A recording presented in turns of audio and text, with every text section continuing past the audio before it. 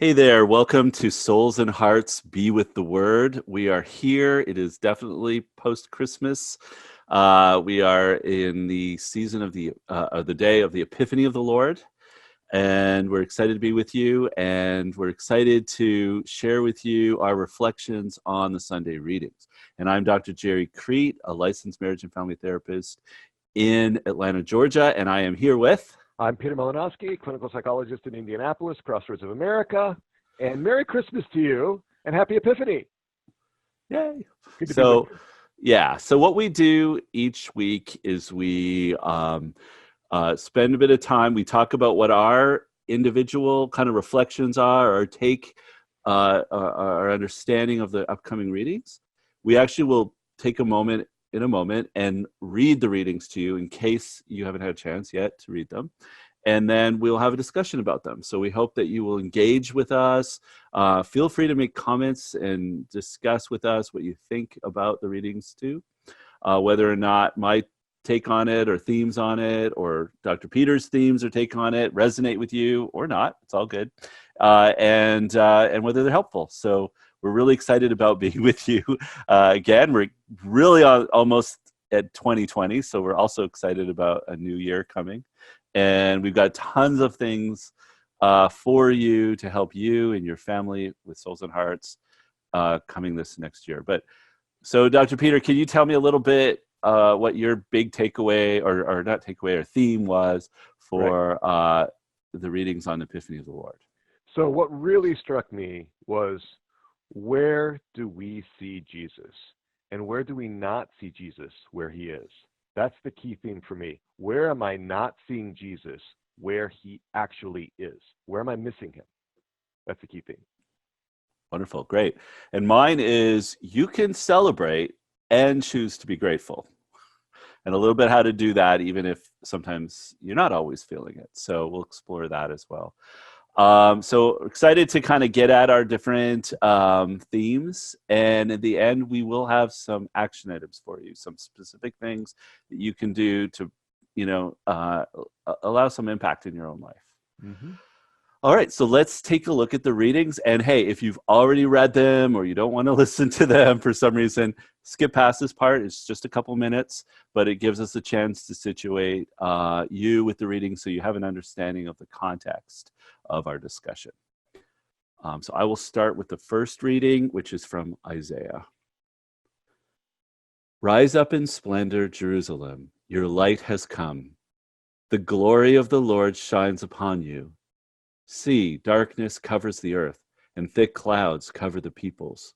But upon you the Lord shines, and over you appears his glory. Nations shall walk by your light, and kings by your shining radiance. Raise your eyes and look about. They all gather and come to you. Your sons come from afar, and your daughters in the arms of their nurses. Then you shall be radiant at what you see. Your heart shall throb and overflow. For the riches of the sea shall be emptied out before you. The wealth of nations shall be brought to you. Caravans of camels shall fill you. Dromedaries from Midian and Ephah. All from Sheba shall come bearing gold and frankincense and proclaiming the praises of the Lord.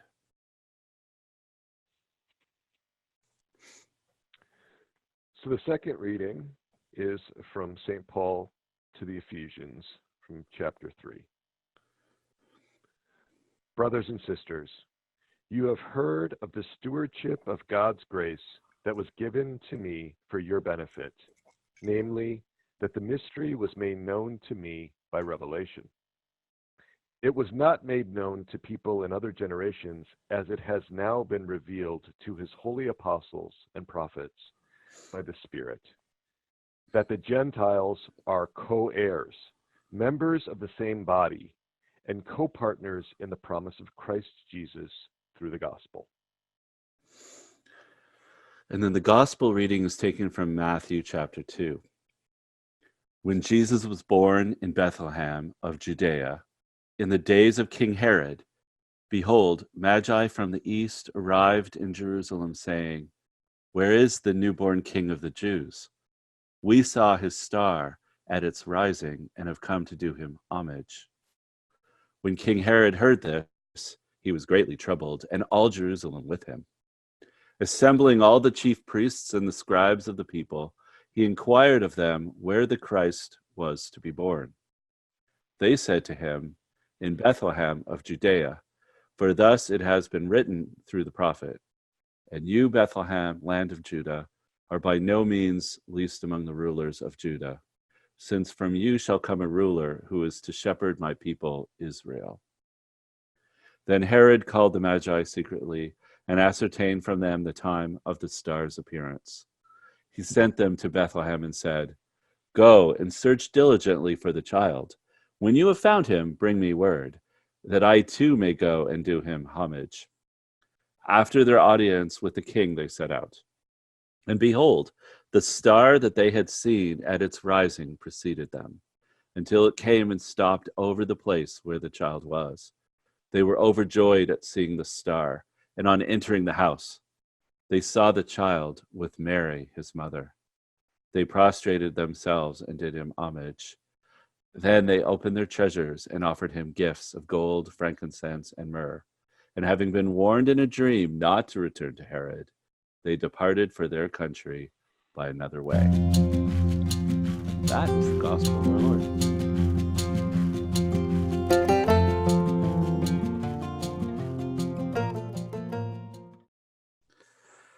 All right.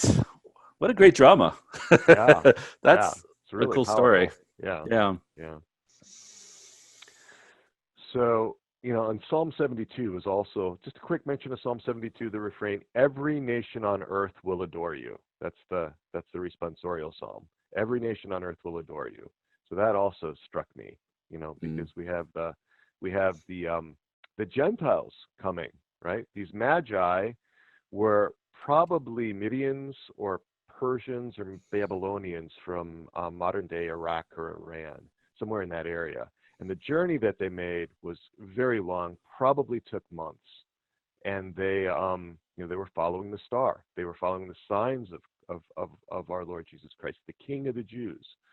And so they were the figures in all of the readings to me that just riveted my attention. I was just riveted on what their experience must have been. So that was what really gripped me in the readings today. How about you, Gerry? What really caught you? What really caught your attention? Well, it's funny because I just read them again, and that was gripping me more than before.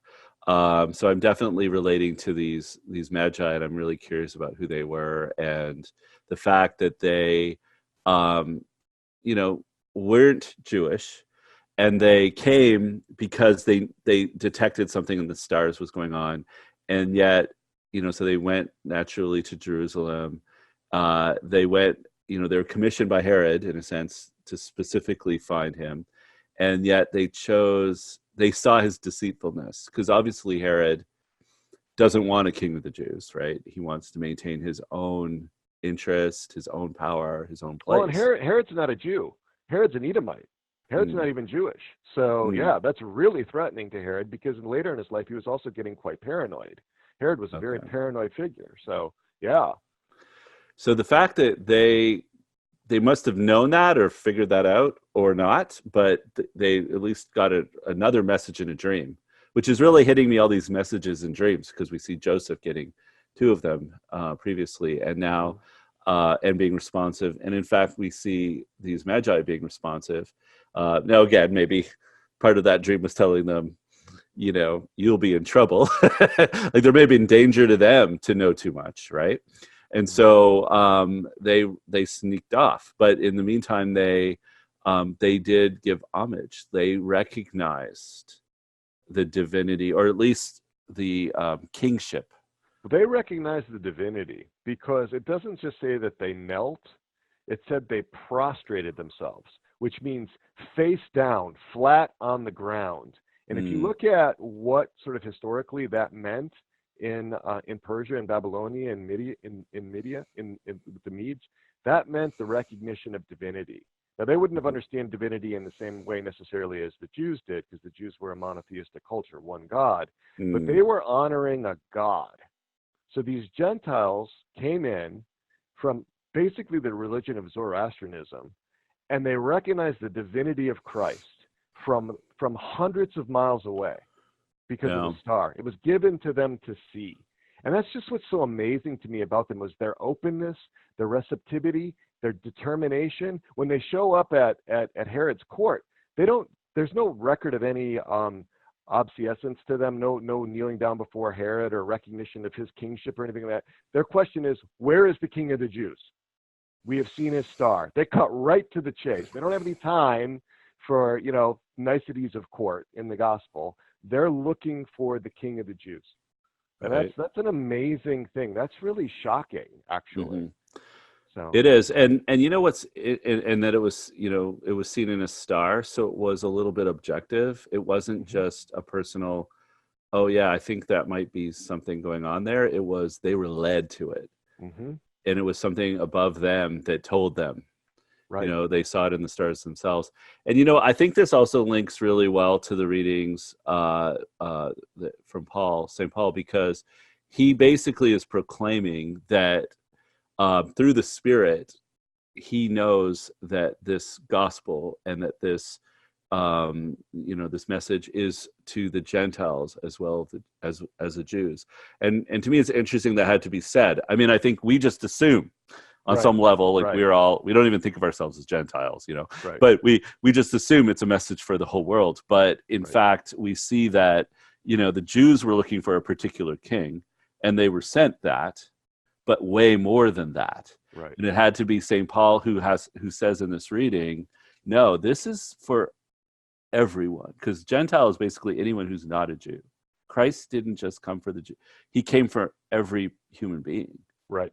Which is like, wow. And then that, linking it to these magi who worshiped him, who saw him, who recognized him, means this is something grand. This is a whole world thing. And then linking it to Isaiah, which is basically saying, you're to receive splendor. You are, Right.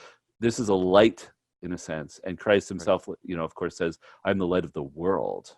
Right. Right. So it's taking it up a notch.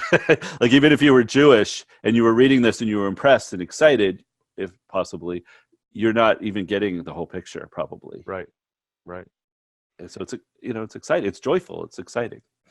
So I'm just struck by the perceptual differences, right? So we were looking at the psychology of this. How can one see and another not see when the same thing is there? Like the star, right? The star brought the magi from the east, but why was that star not seen or understood in the same way by the people that lived in that proximity, right? I mean, that's a very interesting question to me. So I think it goes to, there are so many things that happen psychologically that lead us to not see things. The blind spots that we have that are occurring at a natural level. I think sometimes there's a tendency to spiritualize all of this stuff, right? But one of the reasons why Paul has to emphasize that the Gentiles are co-heirs with the Jews is because of prejudices, right? This is a very ingrained psychological. It's a very hot topic in the last 20 years in psychological studies, is to look at prejudices, right? Because they have a way of leading us to not see the other.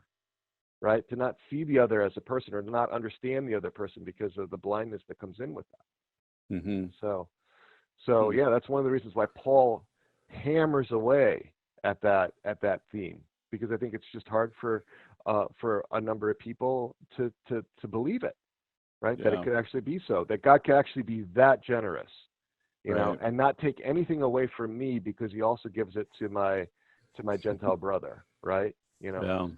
Yeah. Now, a little bit of a direction I was going on when I first read the readings, right, was I was thinking about, wow, Christmas just recently happened, and for a lot of people, Christmas isn't the way that we've described it, which is it begins on Christmas Day and it goes until actual, the days of Christmas. And I know which is great. My church is actually Epiphany of the Lord is the name of my church, which is awesome. And we will be celebrating that on January 6th at my church, which is, following all the days. But so we're in a season of rejoicing is the way that I look at it. But for a lot of people, and I know even myself can, I've in the past gotten into this trap where you get so busy in the everyday of getting ready for Christmas and having sometimes people come, or if you're traveling or whatever, there's just a lot of buying presents. There's a lot of coordinating people. There's a lot of things going on.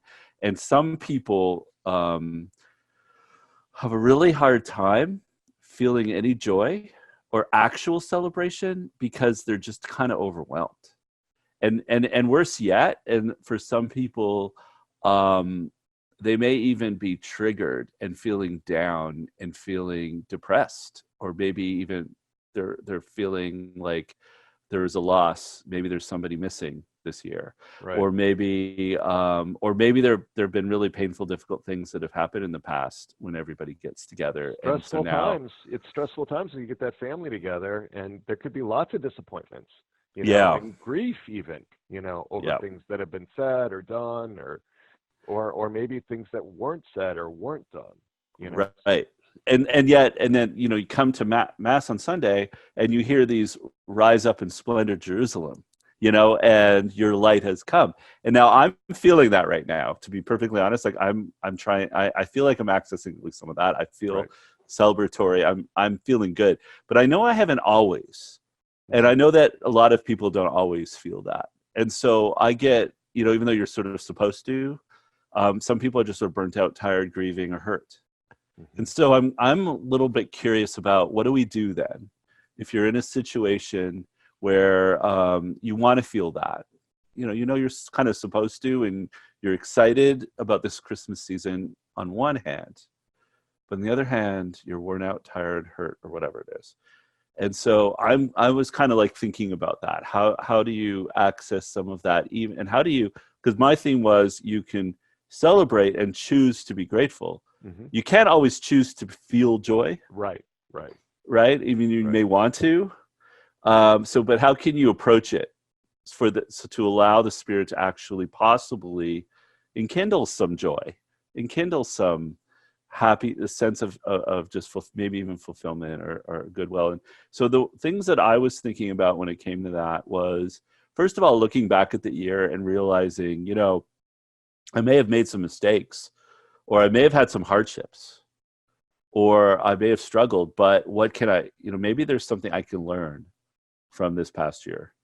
Maybe there's something that I could actually take away from it, even if I was the one who blew it, if in some cases. And then I was thinking, like, how can I then, if I learn something, then what can I do in my life now to kind of make some changes? And that I have a sense that, yeah, I have some agency in my life. Just because I made a mistake this year doesn't mean I have to do it again. Mhm. Mhm. And then how can I find some support? Do I have friends? Do I have family members who are supportive? Maybe not all of them are, but maybe I Or have maybe, or some. maybe not all the time, but can be in certain, in certain things, in certain ways. Yeah. Yeah. And ultimately, God, ultimately, then, even if I have to, even if sometimes I'm feeling very alone, I know that God is with me and supporting me to make those changes. I'm never alone. So that's a little bit recognizing, to turn things around so that you start to see. I'm going to link this now into what your theme was, if possible. So this is your segue, but but so that I could actually see where God is working in my life, or I can actually see where I can do some things that will actually be positive, Mhm. and I can start to celebrate that and feel joy. Mhm. Mhm. And so I'm curious if you could say more about your idea of not seeing, where we do or don't see Jesus. Right. So that, and again, that ties right in, right? Because to go back to the Magi, they actually went and looked for Jesus, and they made this arduous journey through hostile territory. They were convicted. They were determined to find him, right?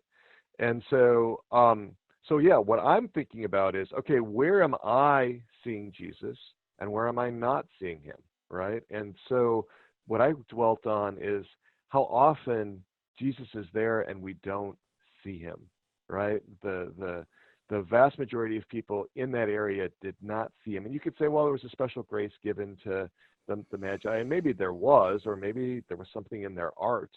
They actually could read the signs. But let's ask the question, right? Where am I not seeing Jesus?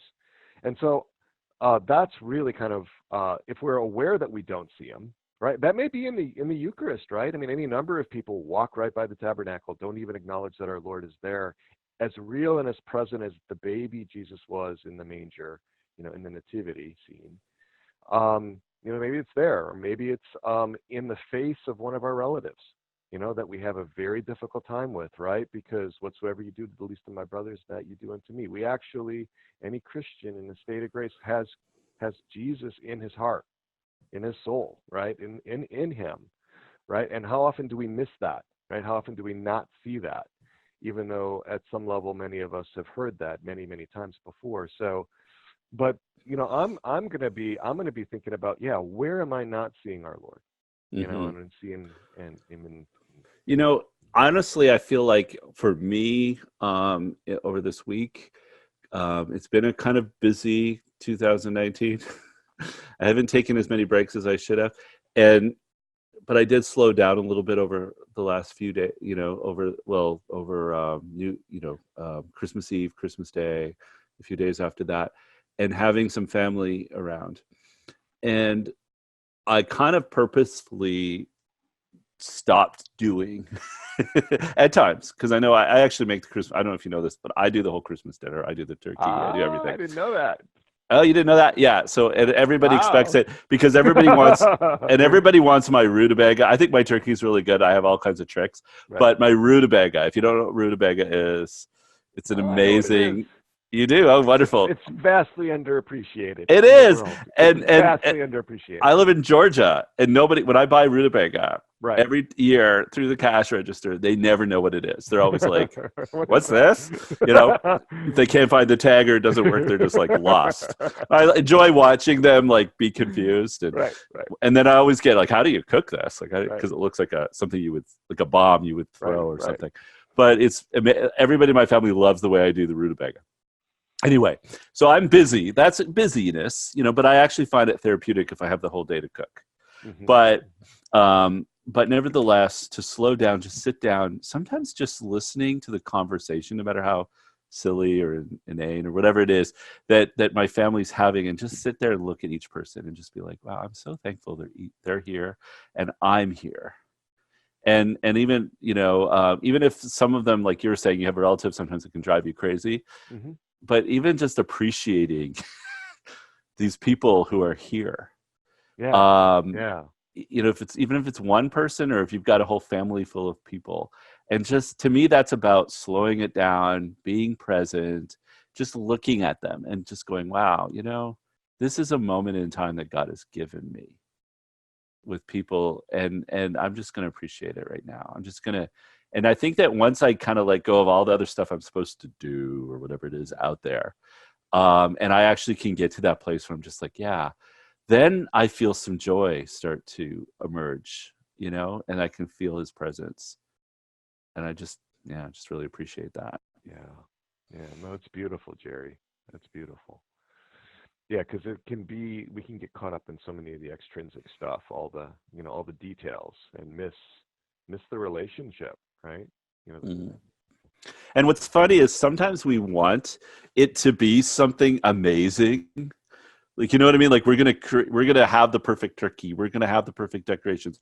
We're gonna have everybody together, and everybody's gonna do what they're supposed to. And it's gonna be this event that is gonna be, amazing. And you know what? The reality is, I don't know that ever happens. Like, that's like a wedding. I have a daughter getting married next August. Okay, and she's getting married in New York, and I think it's gonna be wonderful and beautiful. I'm very excited. But you know what? I can remember my own wedding day, and lead up to it. And my wife and I had the perspective that we are just going to love each other no matter what the heck happens. Yeah. And you know what? Every flower doesn't have to be perfect. And yet we are going to actually appreciate the moments, whatever they are, even if they're silly or even if something goes wrong.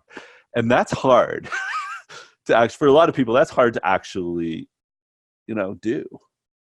But when you do, it's like, I think you find joy, to be honest. Yeah. Well, it's that stillness, right? I mean, we've got that as part of our tagline, right? Be still, right? Really, that's part of what we're getting at here is being still, right? And recognizing that these relationships are precious. This person is precious.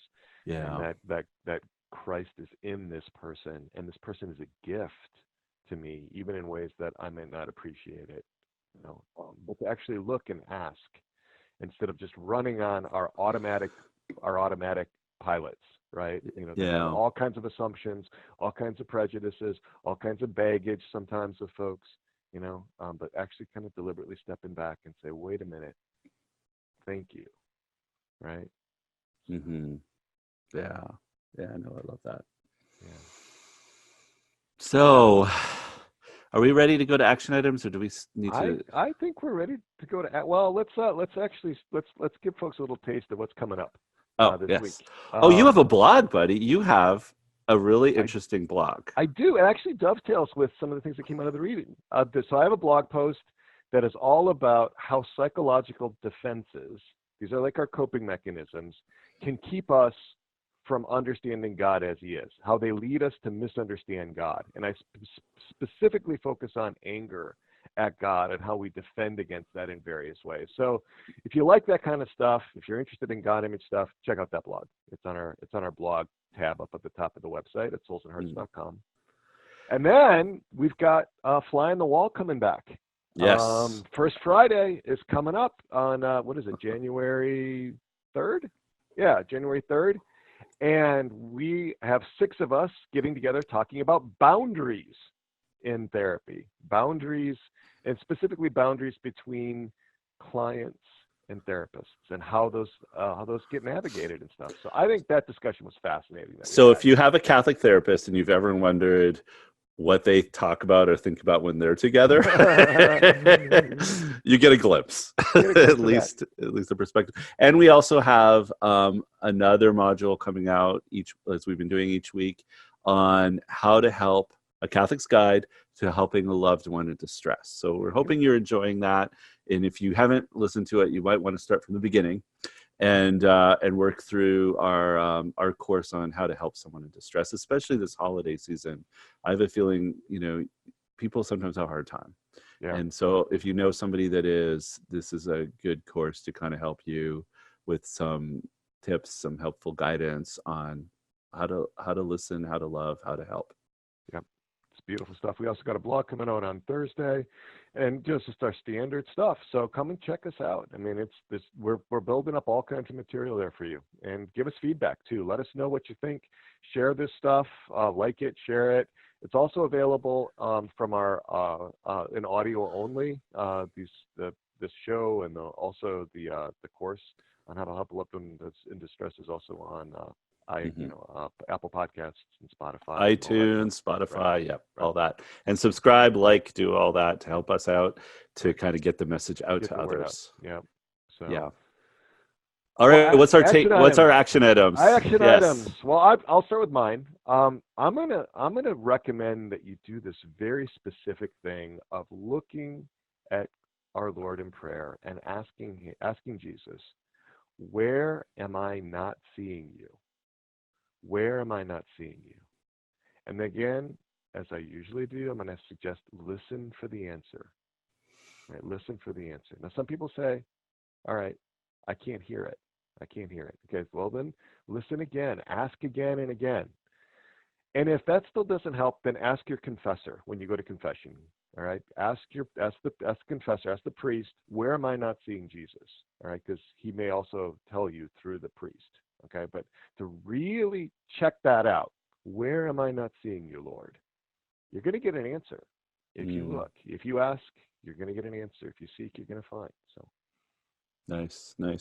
And my action item this week is kind of linked to this idea of slowing down, being present, appreciating, someone in your life. And what I'd like you to do this week is to thank a person. So if you were able to actually celebrate, and you were able to slow down a little bit, be present, and enjoy an experience with someone, then kind of go out of your way and thank them for being in your life. thank them for bringing some joy. Thank them for, even it doesn't have to be that they did a lot. It could be the smallest thing that was helpful to you, or that helped you appreciate, appreciate and celebrate Christ's presence. Like I was saying, when I was sitting there appreciating family members, for me, it would be to go out of my way to thank them and just say, thank you for being with me. Thank you for allowing me to celebrate some goodness this year. So that's the takeaway. Beautiful. Yeah. Thank you, Gerry. Well, we're excited. So wait, our next time we meet, will that be in 2020? Yeah. I mean, this is going to be coming out in 2020, right? Obviously. So right. It's already Yes. 2020 for those of us. We shoot these a little bit ahead of time. Right. But yeah. Right. But yeah. So Happy New Year then to Happy people. New Year, right? As well as Merry Christmas in this Christmas and season. The Feast of the Solemnity of Mary, Mother of God, on January 1st. We want to wish everybody a beautiful feast day there as well with Our Lady. Yeah. All right. Well, Dr. Peter, always good to have this time with you. Good to be with you too, and Gerry. Good to be with all of you. And really, really hoping everyone has this wonderful new year. Yeah. And thank you for listening. And be still. Believe. And be loved. Take good care. We'll see you next time. God bless.